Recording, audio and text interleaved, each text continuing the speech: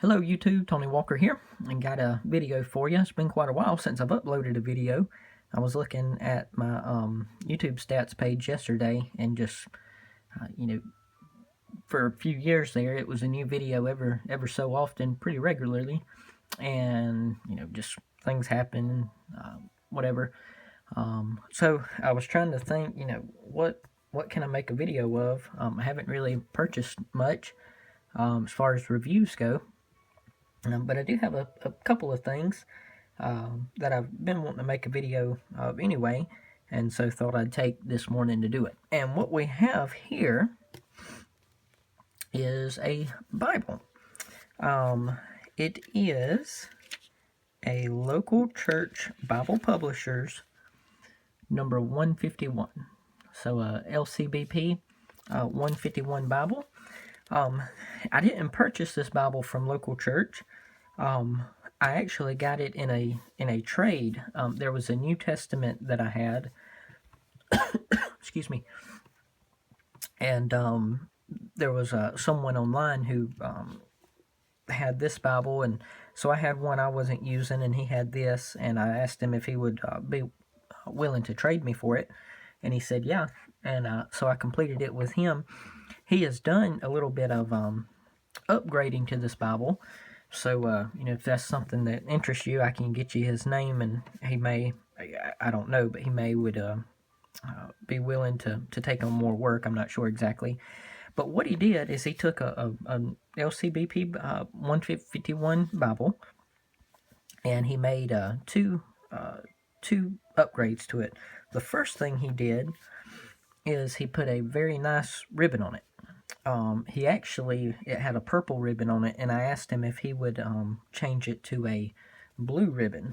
And so what that looks like, if you have an RL Allan, this is RL Allan wide margin. You got the blue ribbon there, and so he got a ribbon, and you can see looks exactly the same, and I'm pretty sure he's actually getting his ribbons from the same place that Allan gets their ribbons from. So I asked him if he would change the purple ribbon to a blue ribbon, and he did that. And then the other thing that he did is you can tell from the page edges is he added a red dye so that it would have that art-gilt finish to it. Just trying to think of an example, but if you don't have the red dye, now of course this is doesn't make the Bible any more reliable or any more trustworthy. It is purely for looks and decoration. Although I do wonder sometimes what was the original purpose behind it. In older books that would dye the pages. I guess it was just for looks. But for whatever reason, the Bible normally didn't come like that. It comes with one simple black ribbon. So he changed it and put the Allan blue ribbon, and then he added the red dye to the page edges. I've read a few things online on how to go about that, and it sounds like a very time-consuming and very tedious venture. I've never done it with any books that I have, but he did, and it makes it a Bible that's already nice. It kind of upgrades it to that Allan-like, Cambridge-like quality. Okay, so a few things about the Bible itself. You can see it has perimeter stitching, front and back. Well, obviously front and back. When you open it up, you can see how it is an edge-line Bible, meaning they take this material, which is, as far as I can tell, is leather. If it's not leather, I can't tell the difference.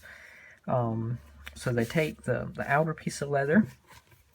They take another piece of, I believe this is a simulated leather, but still doesn't feel cheap. Feels nice and soft and real. And so they take the outer leather, the inner leather, and they stitch it around. And then this leather has down the middle, they put a cut and they fold it out a little bit, and they put the Bible in there. They put the flaps on there, and then they glue a piece of paper down. And so what you have this little flap right there, and then the other half of the flap is going to be on the back of the text block. They glue the Bible in, and then they glue this first end sheet down, and you can see just a little bit.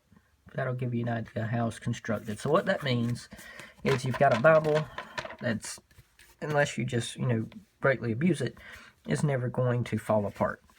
So you open it up. It has the epistle dedicatory, table of contents, how to pronounce Bible names, A to Z, and then give you an idea of what the text looks like. It's double column, verse by verse format. One thing it does, well, I'll point it out on another page. That'll give you an idea. There's no pronunciation marks, no references. Find some of the Psalms. There's the Psalms. It does have italics.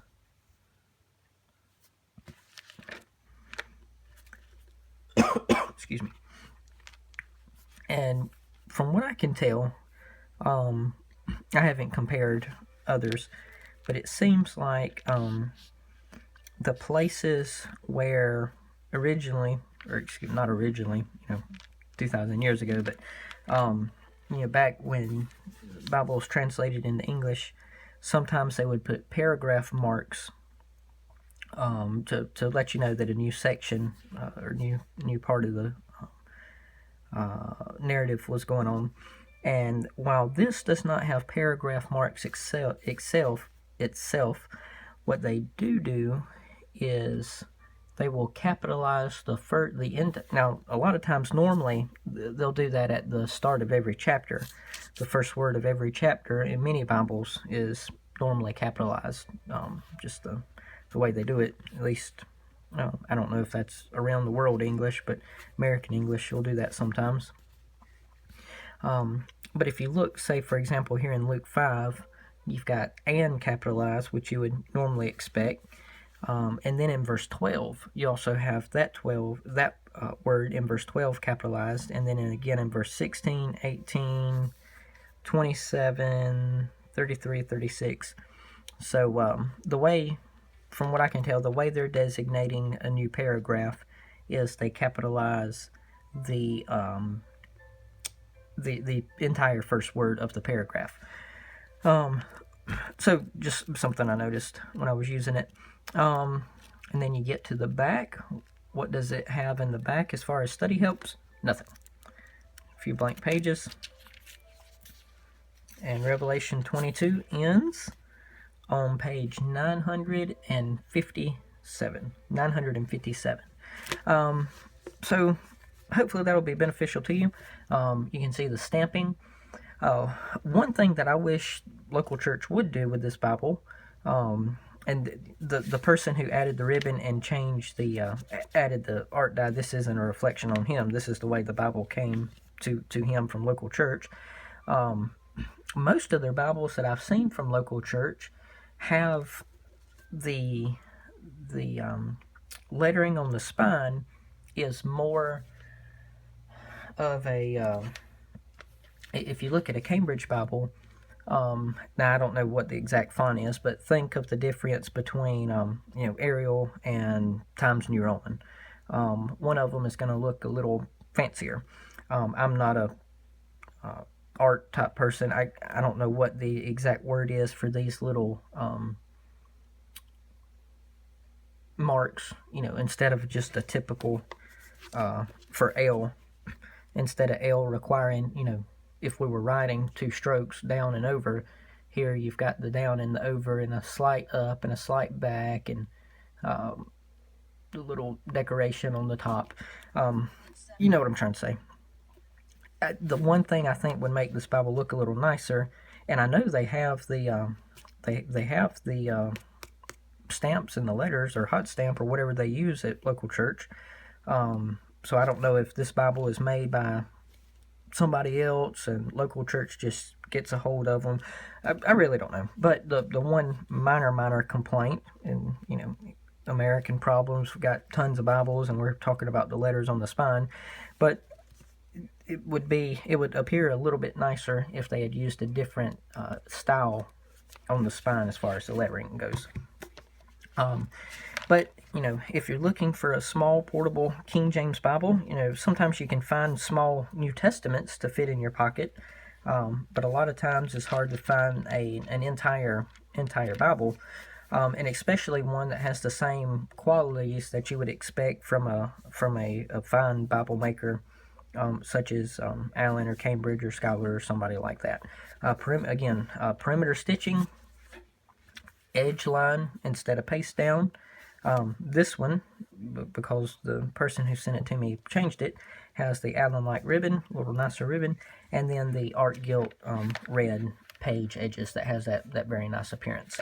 Now, another Bible that usually gets mentioned as far as small portable Bibles is the Cambridge Pitt Minion, and a lot of you may be familiar with this Bible. I've seen these in, like for example, Lifeway Christian Bookstore. A lot of times you can't find Cambridge Bibles in a store to actually look at before you buy them, but I have seen this one before at my local store. So a lot of you may be familiar with this. This is a lot of times what is usually somebody's go-to carry-all Bible. And if you're familiar with how compact a Pitt Minion is, just to give you a comparison, the 151 is even much smaller than that. If you look at it this way,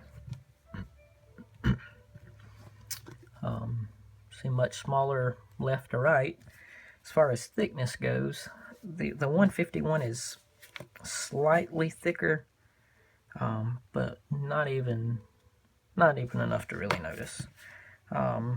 Pitt Minion, depending on your clothes, you might be able to fit that in your back pocket if it's a little bit oversized pocket. This one right here, you could definitely fit this in most men's back pockets, blue jeans or khakis or whatever, and even probably depending on how they're cut, you could probably fit this even in your front pocket.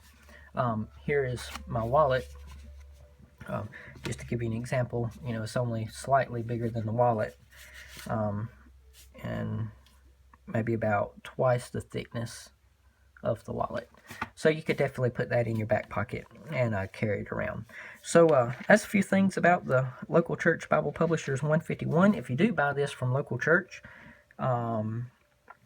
you can expect it to be the same high quality, although instead of a thick blue ribbon, it's going to have a smaller black ribbon. And while it will have the gold gilt pages, it will not have the red art gilt die that adds to the beauty when you open it up. Side note, I'm not really sure what happened or what went on. Something with local church Bible Publishers, and then some guy started another group, and he left off the local and just called it Church Bible Publishers. I don't know. I'm not getting into it, and I didn't bother to go researching to figure out what it was. But evidently, some spat or division or happened. I don't know. So the only reason I mentioned that, if you search for that name on Google, both websites may pop up. Most of the Bibles look the same, although they do have different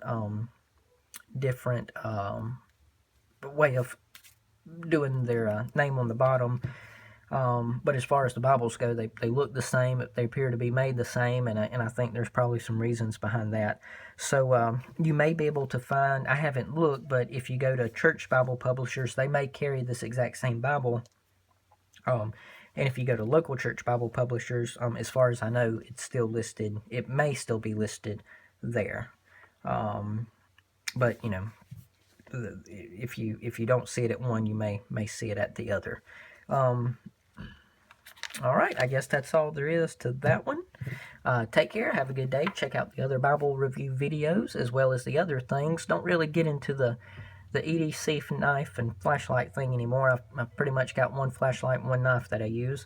So don't really upload videos pertaining to that of any, I was going to say of any regularity, much less at all.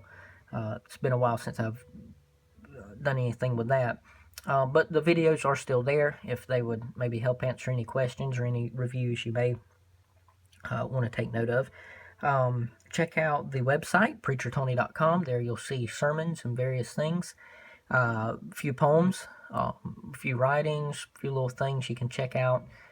Check out the other videos here on the YouTube channel. And if you have any questions, put them in the comments below.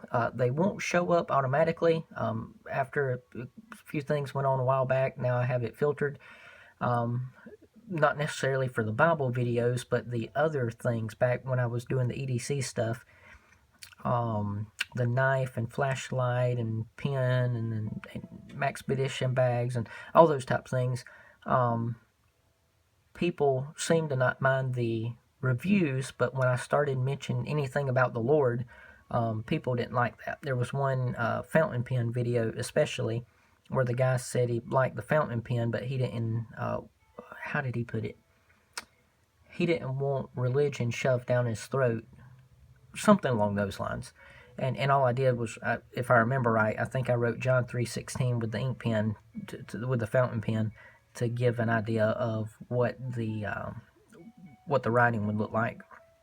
So long story short, if you leave a comment, it'll be moderated, but unless it's got vulgarities in it or something just ridiculing Christianity, obviously all comments that are clear thinking will be approved. So don't be alarmed if you don't see a comment approved right away. I do see it usually pretty quickly, and then I'll approve it, and when I have time, I will respond to it.